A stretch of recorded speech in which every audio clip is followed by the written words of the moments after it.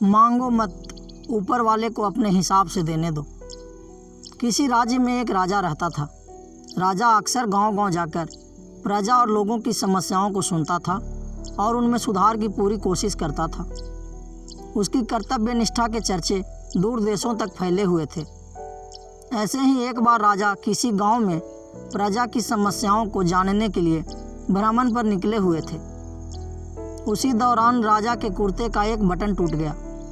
राजा ने तुरंत मंत्री को बुलाया और आदेश दिया कि जाओ इस गांव में से ही किसी अच्छे से दर्जी को बुला लाओ जो मेरे कुर्ते का बटन लगा दे। तुरंत पूरे गांव में अच्छे दर्जी की खोज शुरू हो गई। संजोग से उस गांव में एक ही दर्जी था जिसकी गांव में ही एक छोटी सी दुकान थी। दर्जी को राजा के पास लाया गया। राजा ने कहा, मेरे कुर्ते का बटन सिल सकते हो? दर्जी ने कहा, जी हुजूर, ये कौन सा मुश्किल काम है। दर्जी ने तुरंत अपने थैले से धागा निकाला और राजा के कुर्ते का बटन लगा दिया। राजा ने खुश होकर दर्जी से कहा, बताओ तुम्हें इस काम के कितने पैसे दूं?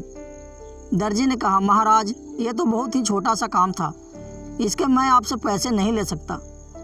राजा ने फिर कहा, नहीं तुम मांगो तो सही, हम तुम्हें इस काम की कीमत ज़रूर देंगे।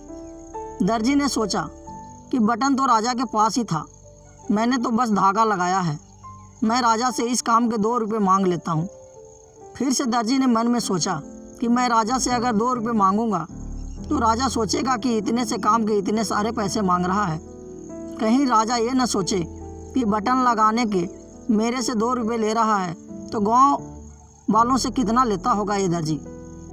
यही सोचकर दर्जी ने कहा, महाराज आप अपनी स्वेच्छा से कुछ भी दे दें।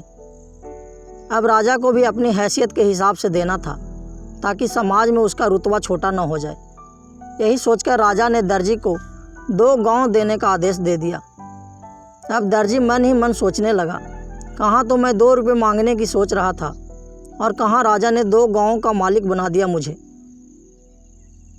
दोस्तों, हम लोग भी उस दर्जी के समान अपनी क्षमता से सोचते हैं और भगवान से कुछ न कुछ अपनी हैसियत से मांगते हैं, लेकिन क्या पता इस बार हमको उनकी देने की क्षमता के अनुसार कुछ अच्छा और बड़ा देना चाहता हो। गीता में भगवान श्री कृष्ण ने भी कहा है, कर्म करो, फल की इच्छा मत करो। जब आप भगवान पर सब कुछ छोड़ देंगे तब वह अपने हिसाब से आपको दे देगा। यह कहानी आपको कैसी लगी हमें कमेंट बॉक्स में ज़रूर बताएं तथा चैनल को भी सब्सक्राइब करें। धन्यवाद।